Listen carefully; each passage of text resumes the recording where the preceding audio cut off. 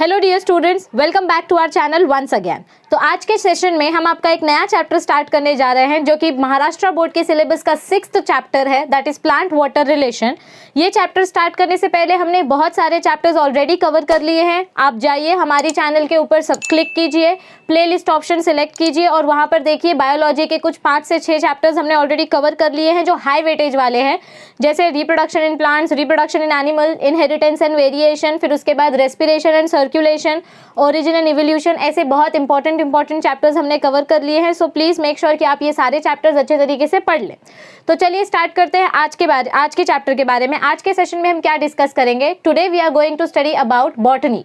Botany मतलब क्या होता है? प्लांट की स्टडी करना, मतलब प्लांट्स का क्या रोल है नेचर में, हमारे लिए प्लांट्स का क्या यूज़ है, how they are useful to us, economic use क्या है, एनवायरमेंटल यूज़ क्या है। तो बेसिकली अगर ये सारे यूजेस आपको पढ़ने हैं तो आपको प्लांट के बारे में बेसिक इन्फॉर्मेशन होनी चाहिए।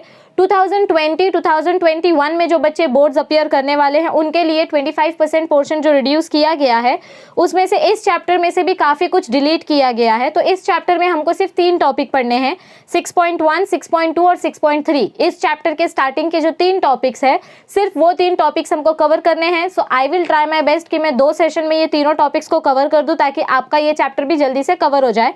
इस चैप्टर का वेटेज कुछ अप्रॉक्सीमेटली 3 मार्क्स है, तो इसको नज़रअंदाज नहीं कर सकते क्योंकि सिर्फ 3 छोटे छोटे पैराग्राफ्स हैं। ये तीनों पैराग्राफ अगर आपने पढ़ लिए तो 3 मार्क्स आपके पॉकेट में है। सो मैं हमेशा बच्चों को बोलती हूँ कि वैसे तो सबसे पहले बड़ा वेटेज वाला चैप्टर पढ़ना चाहिए, लेकिन अगर बड़ा वाला वेटेज वाला चैप्टर पढ़ने के लिए ज़्यादा टाइम लग रहा है तो पहले छोटे छोटे चैप्टर्स करके ख़त्म कर दो, जिसकी वजह से अपने मार्क्स कंफर्म हो जाए और फिर बड़े चैप्टर की तरफ बढ़ो। तो हमने बड़े वेटेज वाले 4 चैप्टर्स कवर किए हैं, 1st, 2nd, 3rd और 8th चैप्टर।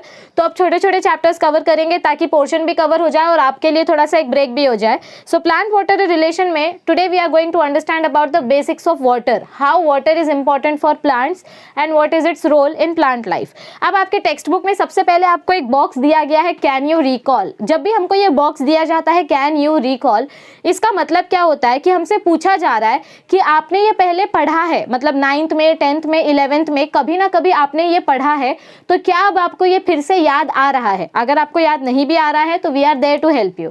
सो इसमें हमारा फर्स्ट क्वेश्चन क्या है कैन यू रिकॉल में? Which are the various parts of the plant body. क्या पूछा गया है हमको यहाँ पर कि कौन कौन से अलग पार्ट्स होते हैं प्लांट की बॉडी में। सो कौन से अलग पार्ट्स आपको पता है? जो 3 मेन पार्ट्स है। वैसे तो प्लांट्स में बहुत कुछ होता है, देखो मैं प्लांट की बात कर रही हूँ, ट्री की बात नहीं कर रही हूँ। तो अगर आप फ्लावर बोलोगे, अगर आप फ्रूट बोलोगे, फ्रूट प्लांट पे ग्रो नहीं होता है, ट्री पे ग्रो होता है। समझ में आ रही है आपको बात? या जो छोटे छोटे वेजिटेबल वाले प्लांट्स होते हैं उनमें फ्रूट्स ग्रो होता है, पर फ्रूट एकदम लास्ट स्टेज में ग्रो होता है। तो अगर हम बोलें कि प्लांट के 3 मेन पार्ट्स कौन से हैं जो एकदम इनिशियल लेवल से ही हमको देखने को मिलते हैं, तो वो 3 मेन पार्ट्स हैं, root, stem and leaves. 3 important parts कौन से हैं प्लांट बॉडी के? रूट, स्टेम और लीव। अब सेकंड क्वेश्चन क्या है? What is the function of these parts. क्या पूछा गया है? What are the function of various parts of the plant body. हमने अभी जो 3 पार्ट्स बोले, हमने बोला रूट, हमने बोला स्टेम और हमने बोला लीव्स, तो इनके फंक्शंस भी आपको बताने हैं। तो रूट का बेसिक फंक्शन क्या होता है? मिनरल एंड वाटर को एब्जॉर्ब करना। रूट का फंक्शन क्या होता है? रूट अंडरग्राउंड, जनरली रूट कहाँ पर प्रेजेंट होता है? अंडरग्राउंड में प्रेजेंट होता है, मतलब ग्राउंड के नीचे। तो उसका फंक्शन क्या होता है? वाटर और मिनरल्स को एब्जॉर्ब करना। So that is the function of roots. Second, stem. Second part कौन सा बोला हमने प्लांट बॉडी का? स्टेम। स्टेम का फंक्शन क्या होता है? प्लांट को वो स्ट्रेट रहने में हेल्प करता है, मतलब प्लांट को एक स्ट्रक्चर देता है, एक फ्रेम बॉडी देता है, एक फ्रेम देता है प्लांट को खड़ा होने के लिए। और दूसरा, प्लांट के अंदर, मतलब ये स्टेम के अंदर जो टिश्यूज होते हैं उन टिश्यूज की मदद से रूट ने जो वाटर और मिनरल्स एब्जॉर्ब किया है वो वाटर और मिनरल्स लीव्स तक पहुंचेंगे। मतलब ऊपर के पार्ट में, ग्राउंड के ऊपर लीव्स है और ग्राउंड के नीचे रूट है, तो रूट जो खाना एब्जॉर्ब करेगा, जो वाटर एब्जॉर्ब करेगा, वो खाना स्टेम की मदद से लीव्स तक पहुंचता है। और लीव्स का क्या फंक्शन है? तीनों का फंक्शन बताना है। रूट का फंक्शन है absorption of water and minerals, stem का फंक्शन है transportation of water and minerals and giving structure and framework to the plant.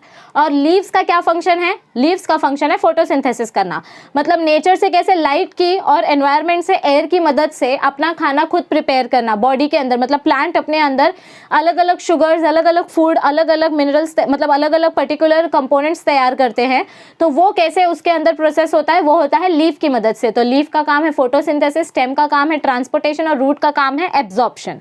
अब हमारा नेक्स्ट क्वेश्चन क्या है, which plant tissues are involve in transportation of water and minerals. Now this is my favourite question. आपको क्या बोला, अब भी मैंने बोला था कि स्टेम के अंदर कुछ टिश्यूज होते हैं, उन टिश्यूज की मदद से वाटर और मिनरल ट्रांसपोर्ट होता है पूरे प्लांट बॉडी में। तो वो कौन से दो टिश्यूज हैं जिनकी मदद से प्लांट ट्रांसपोर्टेशन का काम करता है। आपने इसके बारे में 11th स्टैंडर्ड में पढ़ा है, क्योंकि हमने खुद बढ़ाया है 11th स्टैंडर्ड में। जो हमारा चैप्टर था प्लांट टिश्यू के ऊपर, मॉर्फोलॉजी वाला चैप्टर, उसमें हमने पढ़ा था जाइलम एंड फ्लोएम के बारे में। क्या पढ़ा था हमने, जाइलम एंड फ्लोएम के बारे में। जाइलम और फ्लोएम ये दो मेन ऐसे टिश्यूज हैं जिनकी मदद से वाटर और मिनरल का ट्रांसपोर्टेशन होता है। जाइलम क्या ट्रांसपोर्ट करता है, जाइलम ट्रांसपोर्ट्स वाटर, और फ्लोएम क्या ट्रांसपोर्ट करता है, फ्लोएम ट्रांसपोर्ट्स फूड। मतलब जो मिनरल पार्ट होता है वो फ्लोएम ट्रांसपोर्ट करता है। Okay, so xylem transports water and phloem transports food. अब जिन बच्चों को ये याद नहीं रहता है कि जाइलम का फंक्शन क्या है और फ्लोएम का फंक्शन क्या है, तो उनके लिए मैंने एक ट्रिक क्या बताई थी, बहुत ही स्टूपिड सी ट्रिक है, सिली सी ट्रिक है, लेकिन मेरे लिए ये काम करती है। ओके, सो फ्लोएम का फ और फूड का फ, दोनों का जो स्टार्टिंग लेटर है वो सेम साउंड कर रहा है, तो इसका मतलब ये दोनों एक साथ काम करते हैं। मतलब फ्लोएम क्या ट्रांसपोर्ट करेगा, फ्लोएम ट्रांसपोर्ट करेगा फूड, फ इस तरीके से। देखो कभी कभी कुछ कुछ ट्रिक्स ना सिली होती हैं, लेकिन लंबे समय तक याद रहती है, आपको रटना नहीं पड़ेगा अगर आप ऐसी ट्रिक्स यूज करोगे। So xylem transports water and phloem transports food, फ इस तरीके से याद रखो, you will never forget, that is my guarantee. Okay, so ये था आपका कैन यू रिकॉल वाला बॉक्स। अगर जिन बच्चों ने इसका खुद से आंसर दिया है, well and good, you have my blessings with you, and जिन्होंने नहीं दे पाया कोई बात नहीं, you also have my blessings with you all, but please try to revise your concepts. अपना 11th स्टैंडर्ड का बेसिक्स रिवाइज करना स्टार्ट करो, क्योंकि अगर आप एंट्रेंस के लिए प्रिपेयर कर रहे हो तो आपको बहुत ज़्यादा मेहनत करने की ज़रूरत है। Okay, so this was about your can you recall. अब देखो इंट्रोडक्शन के बारे में हम देखते हैं। हमको इंट्रोडक्शन का जो फर्स्ट पैराग्राफ है उसमें हमको क्या बताया गया है, plant obtains variety of substances like water, minerals, nutrients, food and gases like O2 and CO2 from its surroundings। तो क्या बताया गया है हमको यहाँ पर कि जो हमारा प्लांट होता है वो अपने सराउंडिंग से बहुत सारे अलग अलग सब्सटेंसेस लेता है, जैसे कि it obtains various substances like water, root से वाटर आता है प्लांट के अंदर, सिर्फ रूट से ही नहीं, एयर में भी जो मॉइस्चर प्रेजेंट होता है, तो हमारे लीव्स जो फोटोसिंथेसिस का काम करते हैं, तो फोटोसिंथेसिस करते वक्त भी वो गैसेस और वाटर का एक्सचेंज करते हैं, मॉइस्चर रिलीज करते हैं। सो हमारा प्लांट जो है वो वाटर एक्सचेंज करता है, मतलब वो एनवायरनमेंट से वाटर लेता है, मिनरल्स एब्जॉर्ब करता है रूट्स की मदद से, nutrients that is nothing but minerals, then food, transpiration, photosynthesis की मदद से फूड प्रिपेयर होता है। जब सनलाइट आती है या जब कोई भी आर्टिफिशियल लाइट का सोर्स हमारे प्लांट को मिलता है, तभी हमारा प्लांट जो है उस लाइट एनर्जी को केमिकल एनर्जी में कन्वर्ट करता है और फूड प्रोड्यूस करता है। Food is nothing but sugar, जो ग्लूकोज बनता है प्लांट के अंदर वो फोटोसिंथेसिस का रिजल्ट है। समझ में आ रही है आपको बात? सो ये भी कहाँ से बना, प्लांट के अंदर फूड कैसा बना, जब प्लांट ने अपने सराउंडिंग मटेरियल को यूज किया तब प्लांट के अंदर ये फूड बना। Okay, and it also uses gases like oxygen and CO2। Plant oxygen और CO2 का भी बहुत अच्छी तरीके से ट्रांसपोर्टेशन करता है। 11th स्टैंडर्ड में आपको बहुत इंपॉर्टेंट चैप्टर है फोटोसिंथेसिस एंड रेस्पिरेशन। ये पूरा ऑक्सीजन और CO2 का जो ट्रांसपोर्टेशन है वो कैसे होता है, क्या होता है, प्लीज अपना 11th स्टैंडर्ड का चैप्टर रिवाइज करो, आपको बहुत अच्छे से समझ में आएगा और बहुत एंटरटेनिंग तरीके से वो चैप्टर के वीडियोज अवेलेबल है। So make sure that you revise it. Okay, alright. So हमको क्या बताया गया यहाँ पे कि प्लांट सराउंडिंग से क्या क्या चीजें लेता है, water, mineral, nutrients, food, gases like oxygen and CO2। Productivity in plants is mainly affected by the non availability of water. इनमें से सारी चीज़ें, मतलब जो जो चीज़ें अभी हमने बोला कि नेचर में से क्या क्या चीज़ें यूज़ कर रहा है प्लांट्स, प्लांट वाटर यूज़ कर रहा है, प्लांट फूड यूज़ कर रहा है, प्लांट मिनरल्स, गैसेस, आगे सब, मतलब ये अलग अलग चीज़ें यूज़ कर रहा है, लेकिन सबसे इंपॉर्टेंट कंपोनेंट क्या है प्लांट के लिए, वाटर। अगर वाटर की मात्रा कम हो जाए, अगर वाटर की अवेलेबिलिटी पे अफेक्ट हो या असर पड़े, तो प्लांट का प्रोडक्टिविटी भी स्लो हो जाता है। मतलब बेसिकली अगर सिंपल भाषा में मैं बोलूँ कि अगर तुमने प्लांट को 2 दिन तक पानी नहीं डाला, मतलब ऐसा प्लांट जिसको पानी की ज़रूरत है उसको तुम 2 दिन तक पानी मत डालो, वो अपने आप मुरझा जाएगा और हो सकता है कि कुछ जो हाईली सेंसिटिव प्लांट्स होंगे वो मर भी जाएं। So non availability of water के वजह से प्लांट के प्रोडक्शन में, जो प्लांट के प्रोडक्ट्स होते हैं उसके फॉर्मेशन में काफ़ी ज़्यादा असर पड़ सकता है। तो लास्ट पॉइंट में हमको यही बताया गया है कि productivity of plant is affected by non availability of of water, मतलब अगर वाटर की कमी होगी तो प्लांट के प्रोडक्ट्स बनना कम हो जाएंगे। नेक्स्ट पैराग्राफ में हमको एक बहुत ही इंपॉर्टेंट फ्रेज दिया गया है। क्या फ्रेज बोला है? Water is considered as elixir of life. ये जो फ्रेज है इसका मतलब क्या है? एलिक्सिर का मतलब क्या होता है? जिन्होंने हैरी पॉटर मूवी देखी होगी उन्होंने ये वर्ड काफ़ी बार सुना होगा। एलिक्सर मतलब एक तरीके का जादुई सॉल्यूशन, एक तरीके का मैजिकल मेडिसिनल पोशन होता है, मतलब इसको पीने से तुम अमर हो जाओगे या इसको पीने से तुम एकदम हेल्दी हो जाओगे। सो वाटर जो है वो उसी चमत्कारी लिक्विड की तरह है जिससे हमारा प्लांट हमेशा हेल्दी रहता है और अपना प्रोडक्शन करते रहता है। So water is considered as elixir of life. Plants के लिए भी और ह्यूमंस के लिए भी वाटर कितना इंपॉर्टेंट है ये हमको तब समझ में आता है जब हमको पानी ना मिले। जब आप भागते हो, समझो आप स्पोर्ट्स में हो, आप स्पोर्ट्स पर्सन हो और आपने 400 मीटर की रिले रेस कंप्लीट की है। रिले रेस कंप्लीट करने के बाद आपको जब पानी चाहिए होता है, इमेजिन करो कि आपको उस टाइम पे पानी नहीं मिल पाया, तो उस टाइम पे गला सूख के ऐसा लगता है कि बस अभी जान चली जाएगी। समझ में आ रही है बात? तो जब पानी नहीं आता है या जब पानी नहीं मिलता है तब हमको पानी की कदर समझ में आती है। और ये जो हिंदी का मुहावरा है जल ही जीवन है, ये गलत नहीं है, इट इज़ वेरी अप्रोप्रिएट, क्योंकि विदाउट वाटर ना तो आप कुछ कर सकते हो ना नेचर कुछ कर सकता है। So it is important for plants and it is also important for humans and animals. Okay, इसीलिए हम उसको बोलते हैं elixir of life. Elixir means medicinal portion of life. Okay, water constitutes about 90 to 95% of most plant cells and tissues। अगर हम बात करें कि कितने अमाउंट में वाटर प्रेजेंट होता है, देखो ह्यूमंस में कितने अमाउंट में वाटर प्रेजेंट होता है? Approximately 72 to 75%। अगर हम ह्यूमन बॉडी की बात करें तो हमारी बॉडी में वाटर का क्वांटिटी कितना है? हमने रेस्पिरेशन एंड सर्कुलेशन वाले चैप्टर में देखा था। हमारी बॉडी में वाटर का क्वांटिटी कितना है? अप्रॉक्सीमेटली 72 to 75% वाटर है। इसी तरीके से प्लांट में कितना वाटर प्रेजेंट है, मतलब प्लांट के जो सेल्स हैं और प्लांट के जो टिश्यूज है उनमें कितना परसेंट वाटर प्रेजेंट है? Approximately 90 to 95% of plant cells and tissues are constituted of water. समझ में आ रही है आपको बात? Okay, water helps the cells to maintain turgidity and shape. Turgidity word underline करो। टर्जिडिटी का मतलब क्या होता है? किसी भी चीज़ का फूलना, स्वेलिंग। टर्जिडिटी मतलब स्वेलिंग। सो ये जो वाटर होता है, इस वाटर के वजह से हमारे जो प्लांट के लीव्स होते हैं, हमारे प्लांट की जो स्टेम होती है, हमारे प्लांट की जो रूट्स होती है वो स्वोलन हो जाती है। स्वोलन मतलब टर्जिड रहती है, मतलब हेल्दी रहती है। जैसे समझो तुम ड्राई किशमिश लो, ड्राई रेजिन लो, सूखा मुनक्का या सूखा किशमिश, उसको पानी में भिगो के रख दो। दूसरे दिन देखोगे या 10 घंटे के बाद जब तुम देखोगे तो वो मुनक्का फूल जाएगा, उसके अंदर वाटर भर जाएगा। ऑस्मोसिस बोल सकते हो या डिफ्यूजन बोल सकते हो। सो जब वाटर उसके अंदर भर जाएगा और वो किशमिश जो पहले फ्लैसिड था, फ्लैसिड मतलब पहले वो चपटा था, अब वो अचानक से फूल गया है, तो इसको हम बोलते हैं टर्जिड हो जाना। टर्जिड हो जाना मतलब स्वोलन हो जाना। तो वाटर के वजह से प्लांट के जो टिश्यूज होते हैं वो टर्जिड रहते हैं। कैसे रहते हैं? टर्जिड रहते हैं। और टर्जिड होने के वजह से उनका शेप मेंटेन रहता है। समझ में आ रही है बात? Okay, it shows following properties due to which it has great biological importance. Plants के मतलब वाटर के वजह से वाटर की कुछ इंपॉर्टेंट प्रॉपर्टीज हमको बताई जाएगी अभी, जिनके वजह से मतलब वाटर का क्या इंपॉर्टेंस है और वाटर क्यों इंपॉर्टेंट है प्लांट्स में और एनिमल्स में, वो हमको कंफर्म हो जाएगा। सो हम वाटर के कुछ ऐसे प्रॉपर्टीज अभी देखने जा रहे हैं जिसके वजह से हमको ये कंफर्म हो जाएगा that why water is biological important. Okay, are we ready? आपको इंट्रोडक्शन समझ में आया है? ऑल राइट, आपको एक क्वेश्चन पूछा गया है, यूज योर ब्रेन पावर।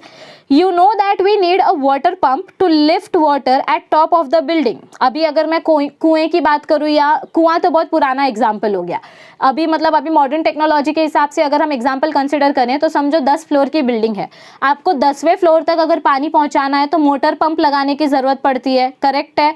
उस मोटर पंप के वजह से पानी ऊपर जाता है, मतलब एंटी ग्रेविटी डायरेक्शन में जाता है। But how does plants lift the water from soil up to canopy without any pump? लेकिन प्लांट में ये प्रोसेस कैसे होता है? बिल्डिंग्स में तो हमने इलेक्ट्रिक मोटर लगा दिया जिसकी मदद से पानी ऊपर तक पहुंच गया, लेकिन प्लांट के केस में ये कैसे होता है? मतलब प्लांट जो है वो रूट से लेकर अपने कैनोपी तक, कैनोपी मतलब अपने फ्लावर्स तक, अपने लीव्स तक कैसे वो पानी पहुंचाता है, तो इसको हम बोलते हैं ट्रांसपिरेशन पुल। इस प्रोसेस को हम क्या बोलते हैं? Transpiration pull. मतलब कि जो हमारा रूट है उस रूट में से सारा वाटर एब्जॉर्ब होता है और लीव्स में से वाटर बाहर आता है, क्योंकि लीव्स फोटोसिंथेसिस करता है, ट्रांसपिरेशन करता है, तो लीफ अपने अंदर का मॉइस्चर बाहर रिलीज कर देता है और वही मॉइस्चर वापस से सेटल होकर ज़मीन पर जाता है और ग्राउंड में एब्जॉर्ब हो जाता है। रूट उसको एब्जॉर्ब करती है और जो जाइलम टिश्यू होता है वो जाइलम टिश्यू वाटर को अपनी तरफ अट्रैक्ट करता है और ये जाइलम टिश्यू पूरी प्लांट में फैला हुआ होता है, जिसकी मदद से हमारा वाटर रूट से फ्लावर तक पहुंचता है। ये एक बहुत ही लंबा, बहुत ही कॉम्प्लिकेटेड प्रोसेस है जो आपको 11th स्टैंडर्ड में रेस्पिरेशन और फोटोसिंथेसिस वाले चैप्टर में बताया गया है। एक बार रिवाइज करो तो आपको समझ में आ जाएगा। गूगल पर आप ट्रांसपिरेशन पुल ये वर्ड सर्च करोगे तो आपको ये कॉन्सेप्ट अच्छी तरीके से क्लियर हो जाएगा। मैंने आंसर आपको बताया, थोड़ा सा मेहनत आपको करना है। Please search it, you will understand it. Okay, so this was about use your brain power. Now let us try to understand what is the first property of water जो हमको बताएगी कि why it is biologically important. So let us look at it. So देखो यहाँ पर हमने लिखा हुआ है फर्स्ट प्रॉपर्टी ऑफ वाटर। अब फर्स्ट प्रॉपर्टी ऑफ वाटर के जो थ्योरी पॉइंट्स मैंने लिखे हैं ये आपके टेक्सचुअल कंटेंट को ही मैंने बोर्ड पर नोट डाउन किया है। तो यहाँ पर हमको कुछ इंपॉर्टेंट पॉइंट्स बताए गए हैं, आपको बहुत ही ध्यान से, बहुत ही अच्छे तरीके से मन लगा के सुनना है। सो फर्स्ट प्रॉपर्टी क्या बताई गई है हमको? It is in the liquid form. Obvious सी बात है, वाटर कौन से फॉर्म में होता है? जनरली लिक्विड फॉर्म में होता है। मतलब अगर हम रूम टेम्परेचर की बात करें तो रूम टेम्परेचर में वाटर कौन से फॉर्म में, कौन से स्टेट में देखने को मिलता है? लिक्विड स्टेट में। सो it is in the liquid form at room temperature and it is the best solvent for most of the solutes. मतलब वाटर को, केमिस्ट्री में आपने पढ़ा होगा ये कि वाटर को हम यूनिवर्सल सॉल्वेंट बोलते हैं। क्या बोलते हैं हम वाटर को? Universal solvent. मतलब 99% ऐसे सॉलिड मॉलिक्यूल्स हैं जो वाटर में डिसॉल्व हो सकते हैं। तो सॉल्वेंट मतलब ऐसा लिक्विड जो किसी भी सॉल्यूट को डिसॉल्व कर सके। तो वाटर जो है ये बेस्ट सॉल्वेंट माना गया है। हमारे साइंटिस्ट्स ने वाटर को यूनिवर्सल सॉल्वेंट डिक्लेयर किया है क्योंकि हमारे पूरे के पूरे वर्ल्ड में, पूरे यूनिवर्स में ऐसी कुछ ही चीज़ें हैं जो वाटर में डिसॉल्व नहीं होती हैं, वरना सारी चीज़ें वाटर में डिसॉल्व हो सकती है। So it is the best solvent. Okay, it is the best solvent और you can call it as universal solvent for most of the solutes. समझ में आई बात? ओके, अब नेक्स्ट पॉइंट देखो क्या बताया गया। It is inert inorganic compound. Inert मतलब क्या होता है? It is totally balanced. मतलब ना तो इसके पास extra positive element, positive electron है और पॉजिटिव प्रोटॉन है और ना ही नेगेटिव इलेक्ट्रॉन है। It is totally balanced, chemically balanced. So it is inert. Inorganic मतलब क्या होता है? अगर हम वाटर का मॉलिक्यूलर फार्मूला देखें तो वाटर का मॉलिक्यूलर फार्मूला क्या है? H2O। हाइड्रोजन है और ऑक्सीजन है, इसमें कार्बन मॉलिक्यूल प्रेजेंट नहीं है। तो अगर मैं तुमको सिंपल कंपैरिजन बताऊं ऑर्गेनिक और इनऑर्गेनिक के बीच में, तो सिंपल कंपैरिजन क्या है? ऑर्गेनिक कंपाउंड मतलब जिनमें कार्बन प्रेजेंट होता है, इनऑर्गेनिक कंपाउंड मतलब जिसमें कार्बन प्रेजेंट नहीं होता है। तो वाटर में कार्बन नहीं है, इसीलिए हम इसको बोलते हैं इनऑर्गेनिक। क्या बोलते हैं इसको हम? Inorganic. So it is inert inorganic compound with neutral pH. इसका पीएच कैसा है? न्यूट्रल है, 7।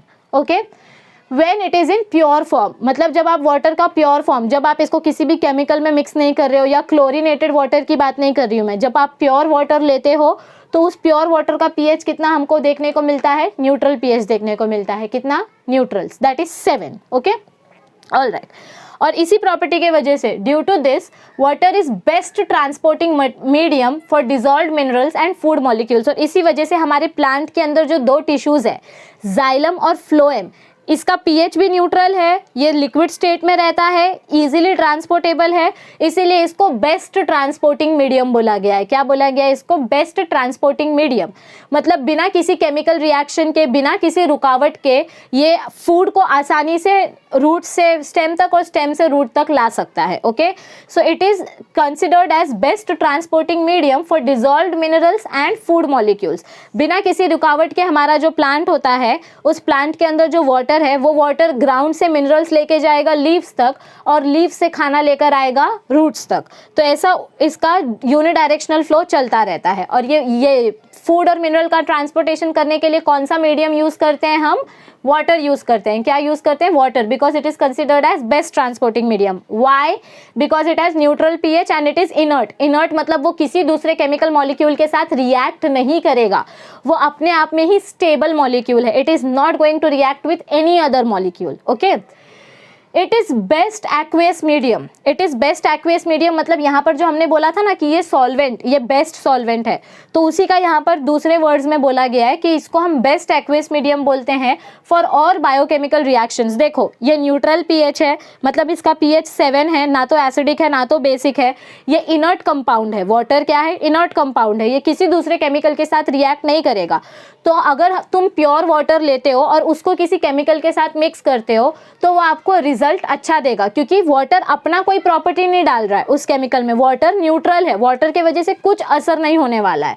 और इसी वजह से हम वाटर को क्या बोलते हैं, बेस्ट एक्वेस मीडियम, मतलब बेस्ट सॉल्वेंट बोलते हैं।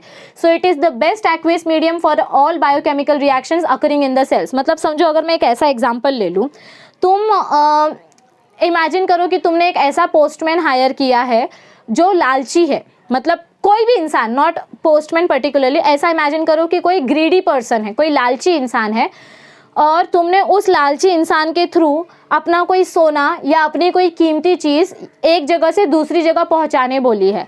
अब क्या गारंटी है कि वो इंसान लालच में आकर आपका वो सामान यूज़ नहीं करेगा या आपका सामान लेके ना भाग जाए, इसकी कोई गारंटी नहीं है, क्योंकि वो ग्रीडी पर्सन है। समझ में आ रही है बात? वो स्टेबल नहीं है, मतलब वो इनर्ट नहीं है, वो कभी भी रिएक्शन दिखा सकता है, मतलब वो कभी भी आपका सामान लेके भाग सकता है। लेकिन अगर तुम किसी ऐसे इंसान को लो जिसको किसी चीज़ का लालच नहीं है, किसी चीज़ की मोह माया नहीं है, जो कमिटेड है, जो स्टेबल है, जो अपने काम को लेकर लॉयल है, अगर तुम उसको कोई काम दोगे तो वो आपका काम नहीं बिगाड़ेगा। ठीक उसी तरीके से हमारा जो वाटर है वो इनर्ट है, वो स्टेबल है, उसको कुछ लेना देना नहीं है दूसरे केमिकल एलिमेंट से, मतलब ना तो उसको नेगेटिव एलिमेंट की तरफ वो अट्रैक्ट होगा ना पॉजिटिव एलिमेंट की तरफ अट्रैक्ट होगा, वो अपने आप में ही स्टेबल कंपाउंड है, उसका पीएच भी न्यूट्रल है। तो इसी वजह से हम इसको बोलते हैं बेस्ट सॉल्वेंट या बेस्ट एक्वेस मीडियम, क्योंकि ये किसी दूसरे एलिमेंट के साथ रिएक्ट नहीं करेगा, ये सिर्फ सॉल्वेंट का काम करेगा। Okay, it is an essential raw material for photosynthesis. Water क्या है, एक असेंशियल रॉ मटेरियल है। मैंने आपको बार बार असेंशियल वर्ड का मतलब बताया है। असेंशियल मतलब क्या होता है और नेसेसरी मतलब क्या होता है। नेसेसरी मतलब कोई ऐसी चीज़ जो आपकी बॉडी खुद प्रोड्यूस कर सकती है, मतलब वो आपकी बॉडी के लिए इंपॉर्टेंट भी है और वो आपकी बॉडी खुद प्रोड्यूस भी कर सकती है। लेकिन असेंशियल मतलब क्या होता है, एक ऐसी चीज़ जो आपकी बॉडी के लिए बहुत ज़रूरी है लेकिन आप वो खुद नहीं बना सकते, उस चीज़ के लिए आपको किसी दूसरे फैक्टर पर डिपेंड करना पड़ता है। तो अगर हम फोटोसिंथेसिस की बात करें तो फोटोसिंथेसिस स्टार्ट ही होता है वाटर मॉलिक्यूल से। समझ में आ रही है बात? फोटोसिंथेसिस के लिए वाटर मॉलिक्यूल एक बहुत इंपॉर्टेंट फैक्टर है। बिना वाटर मॉलिक्यूल के फोटोसिंथेसिस नहीं होगा, बिना फोटोसिंथेसिस के फूड नहीं बनेगा, और अगर फूड ही नहीं बनेगा तो आगे का कुछ प्रोसेस होगा ही नहीं, नेचर का बैलेंस बनेगा ही नहीं, क्योंकि एनिमल्स प्लांट को खाते हैं तो एनिमल्स को एनर्जी मिलती है, फिर दूसरे एनिमल जब इस एनिमल को खाएंगे तो उन दूसरे एनिमल्स को एनर्जी मिलेगी। लेकिन ये एनर्जी तब मिलेगी जब प्लांट में फूड होगा। प्लांट में फूड कब बनेगा? जब फोटोसिंथेसिस होगा। फोटोसिंथेसिस ही नहीं हो रहा है तो फूड कहाँ से बनेगा? और फोटोसिंथेसिस करने के लिए क्या इंपॉर्टेंट है? Water. So water is an essential raw material. Without water photosynthesis will not be completed. इतना पार्ट समझ में आया आपको इंट्रोडक्शन का? पक्का? आगे बढ़े? ऑलराइट, तो आपको आधा पार्ट इंट्रोडक्शन का समझ गया है। अब हम आगे का पैराग्राफ पढ़ने की कोशिश करेंगे और उसको समझने की कोशिश करेंगे। तो अब हमको नेक्स्ट पार्ट में क्या बताया गया है, that water has high specific heat. यहाँ पर हमको कुछ इंपॉर्टेंट चीज़ें बताई जा रही हैं। क्या बताया जा रहा है कि वाटर के पास 3 इंपॉर्टेंट प्रॉपर्टी होती है। Water has high specific heat, high heat of vaporisation and high heat of fusion. ये तीनों वर्ड का मीनिंग समझना आपको बहुत इंपॉर्टेंट है। ये तीनों फ्रेजेस का मीनिंग्स अगर आपको समझ में आ गया तो आपको वाटर की प्रॉपर्टी समझ में आ जाएगी कि क्यों हम वाटर को इतना इंपॉर्टेंस देते हैं, why biologically it is so important. तो पहला पॉइंट हमको क्या बताया गया है कि water has high specific heat. High specific heat का मतलब क्या है? High energy of approximately 4.184 joules. Energy को हम किस में कैलकुलेट करते हैं? जूल्स में कैलकुलेट करते हैं। तो इतनी एनर्जी मतलब इतने एटीपी मॉलिक्यूल्स जिससे हमें अप्रॉक्सीमेटली 4.184 जूल्स की एनर्जी मिल सके। So high energy of approximately these many joules required to raise the liquid temperature by 1 degree Celsius. आप जब वाटर को हीट करते हैं, जब आप वाटर को गर्म करते हैं तो वाटर को 1 डिग्री टेम्परेचर गर्म करने के लिए, मतलब आपका वाटर पहले रूम टेम्परेचर पे होता है, मतलब इमेजिन करो अप्रॉक्सीमेटली 32 डिग्री सेल्सियस पे अगर आपका वाटर है तो अगर आपको उस 32 डिग्री सेल्सियस से वाटर को 33 डिग्री सेल्सियस पे लाना है तो 1 डिग्री टेम्परेचर इंक्रीज करने के लिए कितना एनर्जी चाहिए हमको? 4.184 joules. This is a lot of energy. मतलब अगर जितने भी आप लिक्विड मॉलिक्यूल्स लेंगे तो सबसे ज़्यादा एनर्जी वाटर मॉलिक्यूल यूज करता है, ऐसा पाया गया है। सो इसीलिए हम वाटर को क्या बोलते हैं? That it has a high specific heat. Water को क्या चाहिए होता है? बहुत ज़्यादा एनर्जी की ज़रूरत पड़ती है सिर्फ वाटर को 1 डिग्री टेम्परेचर इंक्रीज करने के लिए। समझ में आ रही है आपको बात? तो हाई स्पेसिफिक हीट का मतलब क्या होता है? इतने एटीपी मॉलिक्यूल्स, इतनी एनर्जी यूज़ करना कि जिससे आपका वाटर का टेम्परेचर 1 डिग्री इंक्रीज हो सके, 1 डिग्री इंक्रीज हो सके, उसको हम बोलते हैं high specific heat. heat required or high energy required to raise the liquid temperature by 1 degree Celsius. Second property क्या है वाटर की? It has high heat of vaporization. मतलब वाटर को वेपराइज करने के लिए, लिक्विड से गैशियस फॉर्म में कन्वर्ट करने के लिए भी हमको बहुत ज़्यादा एनर्जी चाहिए। So energy required to convert 1 gram of liquid into gas. 1 gram liquid को गैस में कन्वर्ट करने के लिए जितनी एनर्जी चाहिए उतनी एनर्जी बाकी किसी लिक्विड मॉलिक्यूल को नहीं लगती है जितनी एनर्जी वाटर को लगती है। मतलब वाटर को सबसे ज़्यादा एनर्जी लगती है लिक्विड से गैशियस में कन्वर्ट होने के लिए, और उस प्रोसेस को हम बोलते हैं high heat of vaporisation. Chemistry में आपने इसी से मिलता जुलता एक और टर्म पढ़ा होगा, सब्लिमेशन। सब्लिमेशन मतलब क्या होता है? जिसमें आपका कोई भी मॉलिक्यूल सॉलिड से डायरेक्ट गैशियस बन जाता है। क्या बन जाता है? सॉलिड से गैशियस। वो लिक्विड स्टेट में आता ही नहीं है। ओके, जैसे कि अगर मैं नैफ्थलीन बॉल्स की बात करूं जो आप कपड़ों के बीच में रखते हैं, नैफ्थलीन बॉल्स, वो नैफ्थलीन बॉल डायरेक्ट सॉलिड से गैशियस बन जाते हैं। समझ में आ रही है आपको बात? या कपूर, कैम्फर का अगर हम एग्जांपल लें तो कपूर जब हम जलाते हैं तो वो सॉलिड होता है, टेक्निकली सॉलिड से लिक्विड, फिर लिक्विड से गैशियस फॉर्म में कन्वर्ट होना चाहिए, लेकिन हमको क्या देखने को मिलता है कि वो सॉलिड से डायरेक्ट गैशियस फॉर्म में कन्वर्ट हो जा रहा है, धुआं बन के गायब हो जा रहा है। सो वैसे ही कुछ यहाँ पर, लेकिन यहाँ पर हम क्या बात कर रहे हैं? यहाँ पर हम वेपराइजेशन की बात कर रहे हैं। वेपराइजेशन मतलब लिक्विड से गैशियस बनाना, सब्लिमेशन मतलब सॉलिड से गैशियस बनाना। ओके, मैंने आपको दोनों टर्म्स बताए हैं ताकि आपका दोनों कॉन्सेप्ट क्लियर हो जाए। सो हाई हीट ऑफ वेपराइजेशन मतलब क्या होता है? इतनी एनर्जी यूज़ करता है वाटर कि उसको 1 ग्राम वाटर कन्वर्ट करने के लिए इनटू गैशियस स्टेट बहुत ज़्यादा एनर्जी लगे। ओके, तो उस प्रोसेस को हम बोलते हैं हाई हीट ऑफ वेपराइजेशन। मतलब वेपर बनाने के लिए, लिक्विड को गैस में कन्वर्ट करने के लिए एनर्जी यूज़ करना, and that energy is a lot of amount. Okay, और थर्ड इंपॉर्टेंट प्रोसेस, ये समझना थोड़ा सा कंफ्यूजिंग हो सकता है, सो ध्यान से सुनो। थर्ड इंपॉर्टेंट प्रॉपर्टी क्या है वाटर की? It has high heat of fusion. Fusion मतलब क्या होता है?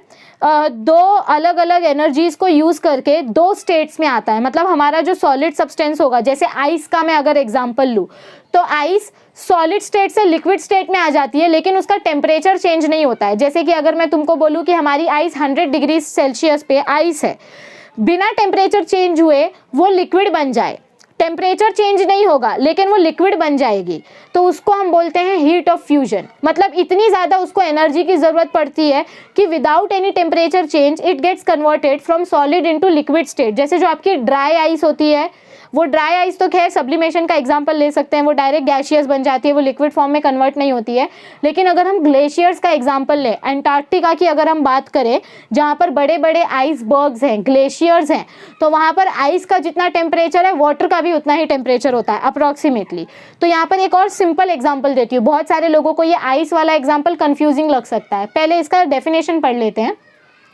हाई हीट ऑफ फ्यूजन मतलब क्या? The quantity of heat necessary to change 1 gram of solid to liquid to again solid. मतलब इतना हीट जिससे हम किसी सॉलिड मॉलिक्यूल को लिक्विड में कन्वर्ट करें और उसी लिक्विड मॉलिक्यूल को वापस से सॉलिड मॉलिक्यूल में कन्वर्ट कर दें।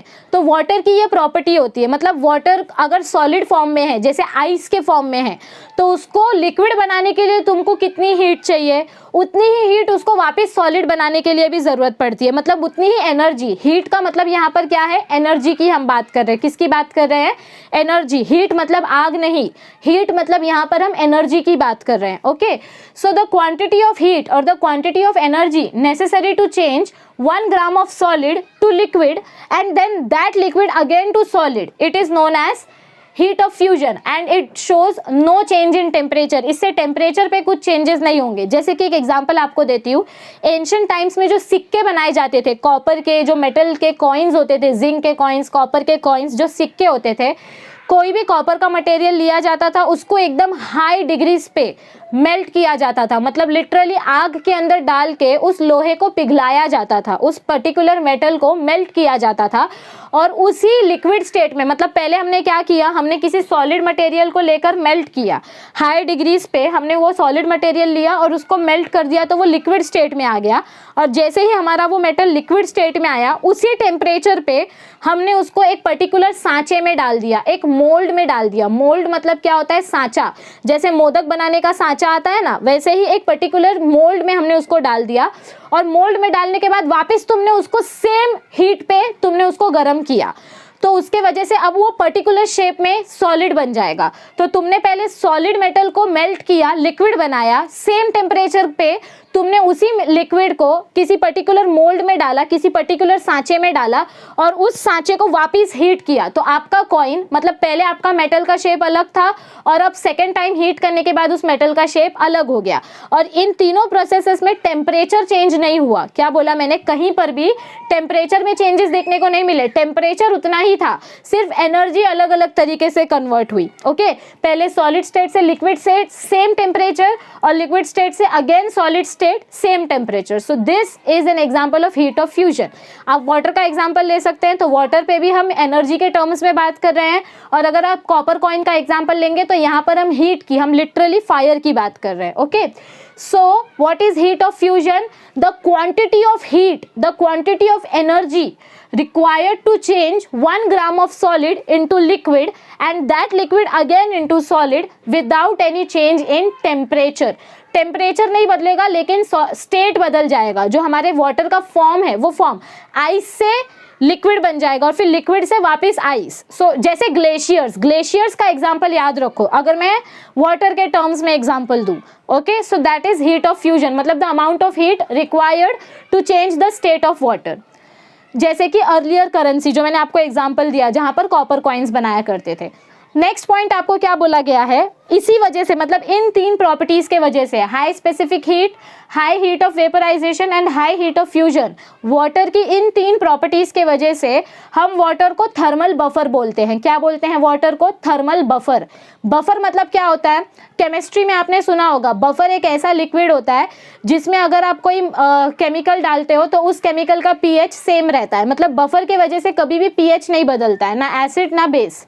सो थर्मल बफर मतलब क्या होता है कि हमारे वाटर की ये जो तीन प्रॉपर्टीज हैं, इन तीन प्रॉपर्टीज के वजह से वाटर अपने आप को कभी चेंज नहीं करता है। मतलब वाटर अचानक से एसिडिक हो जाएगा या वाटर अचानक से बेस हो जाएगा, ये ज़्यादातर देखने को नहीं मिलता है। It resist it's change, water खुद को चेंज करने से रोकता है और इसको हम बोलते हैं थर्मल बफर। मतलब वाटर अपने ऊपर ज़्यादा चेंजेस होने नहीं देता है। So due to this H2O, मतलब water act as thermal buffer, मतलब it resist changes compare to other liquids. देखो ऐसा नहीं है कि कभी वाटर के अंदर चेंजेस होंगे ही नहीं, डेफिनेटली वाटर में भी चेंजेस होते हैं, लेकिन अगर आप बाकी के लिक्विड से कंपेयर करें तो वाटर को चेंज करने के लिए सब कुछ एकदम हाई अमाउंट में चाहिए, एनर्जी एकदम हाई होनी चाहिए, हीट एकदम हाई होनी चाहिए। अगर मैं बाकी के लिक्विड्स जैसे ऑयल या किसी दूसरे केमिकल से कंपेयर करूं तो वाटर जल्दी चेंज नहीं होता है। चेंज वाटर भी होता है लेकिन जल्दी नहीं। सब नेचर में क्या इंपॉर्टेंट है? सर्वाइवल। सर्वाइवल यानी कौन पहले मेल्ट होगा, कौन बाद में मेल्ट होगा। जो लेट मेल्ट होगा वो ज़्यादा टाइम तक चलेगा। समझ में आ रही है आपको बात? सो ऐसे ही वाटर का भी सीन है कि वाटर अपने आप को जल्दी चेंज नहीं करता है, वाटर अपने आप को हमेशा मेंटेन रखने की कोशिश करता है। सो इसीलिए हम वाटर को बोलते हैं थर्मल बफर। और नेक्स्ट पॉइंट आपको क्या बताया गया है? These properties are due to hydrogen bonds between the water molecule। और ये प्रॉपर्टी हमको क्यों देखने को मिलती है? क्योंकि वाटर मॉलिक्यूल के बीच में हाइड्रोजन बॉन्ड्स प्रेजेंट होते हैं। What is a hydrogen bond? Hydrogen के ऊपर जो एक प्लस वाला चार्ज होता है, हमारे H के ऊपर एक प्लस चार्ज होता है और ऑक्सीजन के ऊपर दो माइनस चार्जेस होते हैं। तो एक हाइड्रोजन यहाँ पर और एक हाइड्रोजन यहाँ पर, मतलब ये हाइड्रोजन का पॉजिटिव चार्ज, ये देखो मैं अगर आपको ड्रॉ करके बताऊँ, सो ऐसा इमेजिन करो, ये आपका ऑक्सीजन है, ऑक्सीजन के ऊपर ऐसे दो पार्शियल नेगेटिव चार्जेस हैं। इन नेगेटिव चार्ज के साथ आपका हाइड्रोजन का जो पार्शियल पॉजिटिव चार्ज है वो बाइंड करेगा और बॉन्ड बनाएगा। तो ये बन गया आपका वाटर मॉलिक्यूल। ये क्या बन गया आपका वाटर मॉलिक्यूल। ये ऑक्सीजन के नेगेटिव चार्जेस और ये हाइड्रोजन का पॉजिटिव चार्ज, दोनों मिलके क्या बनाते हैं, हाइड्रोजन बॉन्ड्स। इनको हम क्या बोलते हैं, हाइड्रोजन बॉन्ड्स बोलते हैं। और ये बॉन्ड काफ़ी वीक होते हैं, इलेक्ट्रोस्टैटिकली कैसे होते हैं, ये बॉन्ड काफ़ी वीक बॉन्ड होते हैं। समझ में आ रही है बात।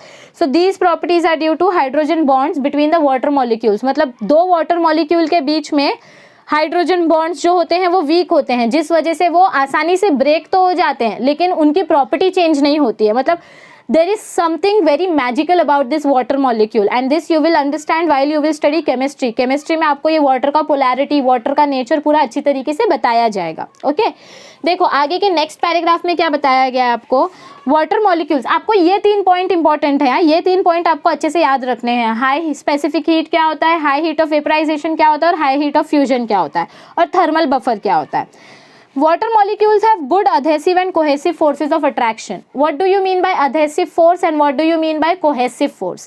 Adhesive force मतलब क्या होता है, जब दो different molecules के बीच में attraction हो, जैसे water और oil। water का molecule अलग है, water की consistency अलग है, oil का consistency अलग है।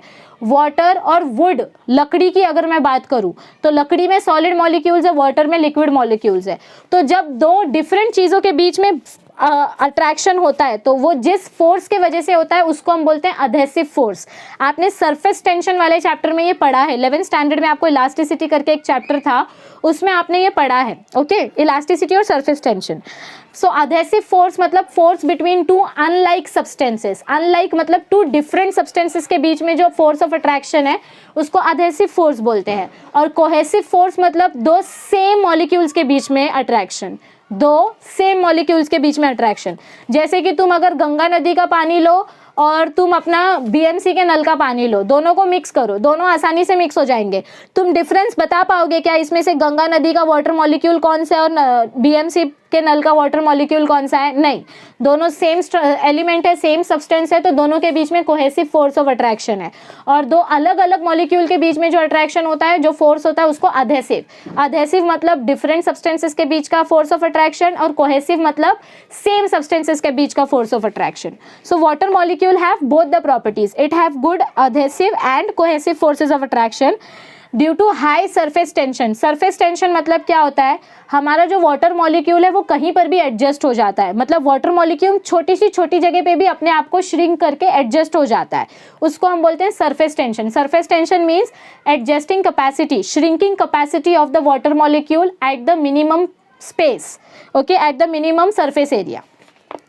So due to high surface tension and high adhesive and cohesive force, it can easily rise in capillaries. Capillaries मतलब आपके जो छोटी सी, अगर मैं केमिस्ट्री के टर्म्स में बात करूं तो आपको ऐसे एक सुई जैसी नीडल के जैसे एक पतला सा ग्लास का ट्यूब दिया जाता है। जैसे आपका पिपेट होता है ना, केमिस्ट्री में देखो आपने ग्लास के पिपेट्स यूज किए होंगे, वैसे ही उसी तरीके से आपको एकदम नीडल जितनी पतली कैपिलरी ट्यूब दी जाती है।